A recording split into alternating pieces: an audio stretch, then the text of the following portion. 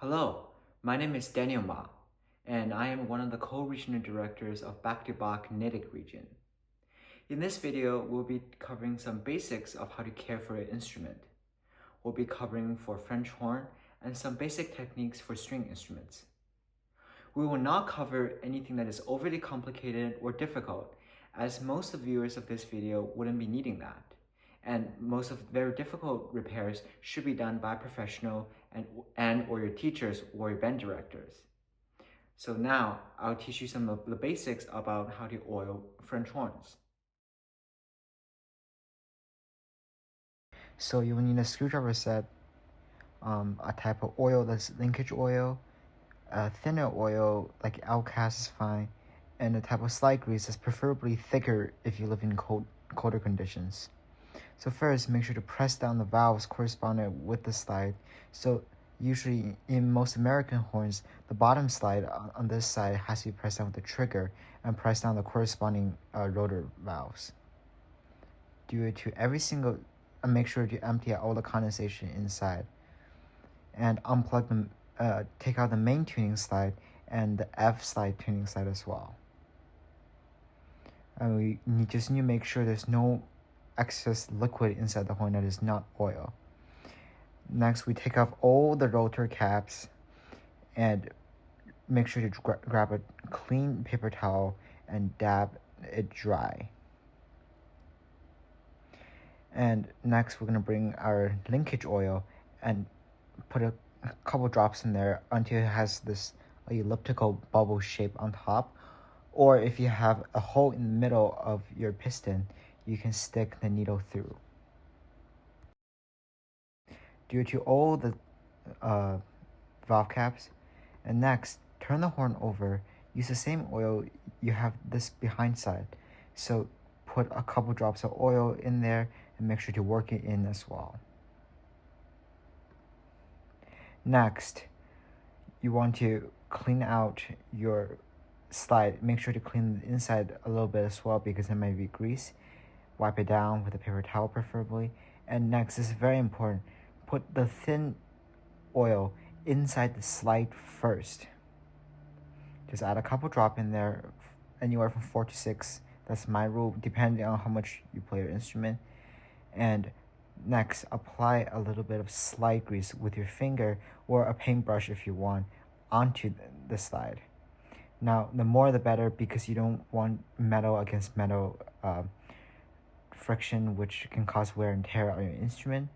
Make sure to press down the valve corresponding with the slide, push it all the way in, and then rotate the horn so the oil can fall freely into the rotors. After you have done that for all the other valves, make sure to turn the horn over and do it for the main tuning slide. You can sometimes use a snake to clean the leading pipe, but you should only do that when you're experienced enough because it can lead to damages inside the instrument. So we're going to put a couple drops of valve oil inside the horn, put some grease on there, and don't forget your grease like I almost did there. Apply your grease and put your slide back in, just like what I'm showing you on the camera. Now, next you want to push it all the way in. You have to do this for all the sides. Push it all the way in and rotate the horn so that the oil falls into the valve.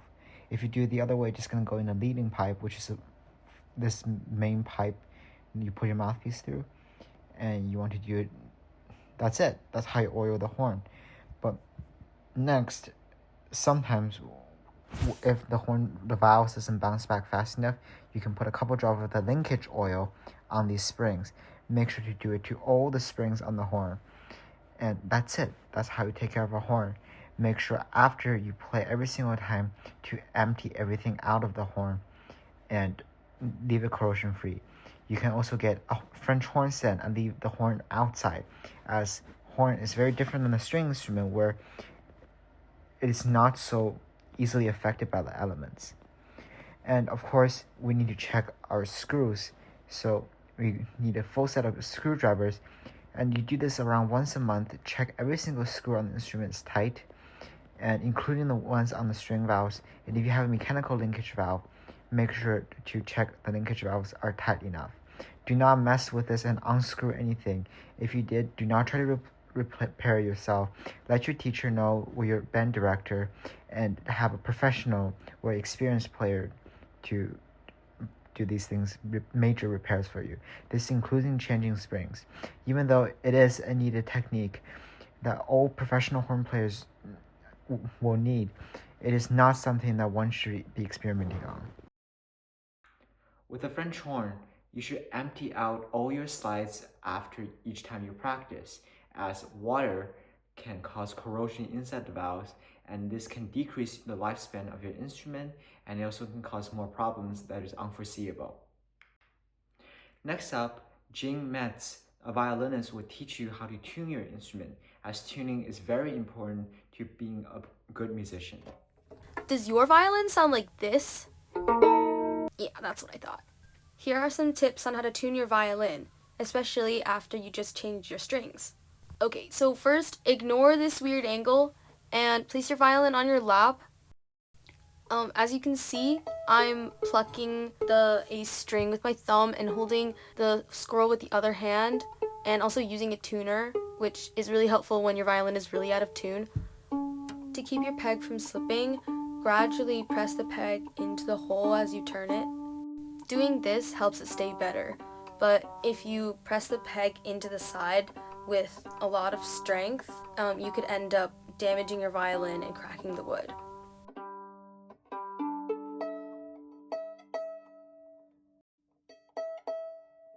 Now, if your strings are pretty much in tune, I find it easier to put the violin on my shoulder to fine-tune it. To use your pegs while your violin is on your shoulder, grab a peg with your index and thumb finger, and first you're going to want to twist it down, so loosen the peg a little bit first, so that kind of builds you momentum so you can twist it higher. If your string is close to being in tune but it's too sharp, you can use a finger to pull it gently, which will help make it flat. Likewise, if your string is too flat, you can use your index finger to press the string at the scroll, which will make the pitch go higher. The downside to this is that it's temporary, and your string will probably go flat again soon. Now that you've tuned your violin, it should sound like this. Hello, my name is Sunghan Kim and I'm a violist. I'll be explaining how to take care of your violin or viola. First, when you take your instrument out of your case, your bow should be untightened. Before you start playing, it's important to tighten your bow. If you're not sure how much you should tighten, think that your pinky finger should be able to fit through the middle of your bow when your bow is fully tightened. After tightening your bow, it's important to rosin your bow. An appropriate amount of rosin is necessary for there to be enough friction between the bow hair and the string to produce a good sound. When rosining your bow, you should place your thumb over the middle part of the frog so that it does not break your rosin. Once you are done playing or practicing, you should always fully loosen your bow hair so that it touches or almost touches the stick.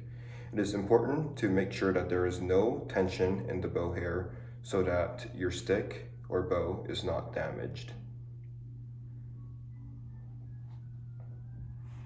Additionally, once you are done playing your instrument, it is important to wipe down with a clean cloth. Any rosin remaining on the strings should be firmly wiped down even if there's a screeching sound, and rosin or sweat on other parts of the instrument should also be carefully wiped down. Finally, when you're done practicing, it's important to put your instrument back into your case and fix it into its proper position so that it is safe. You should also place a cloth over it so that your bows and anything that is in your case does not scratch the surface of your instrument. It is important to close and seal the case of your instrument so that the humidity and temperature will be protected inside. Thank you. Thank you so much for watching this video. Please make sure to follow Back to Bach on Facebook and Instagram.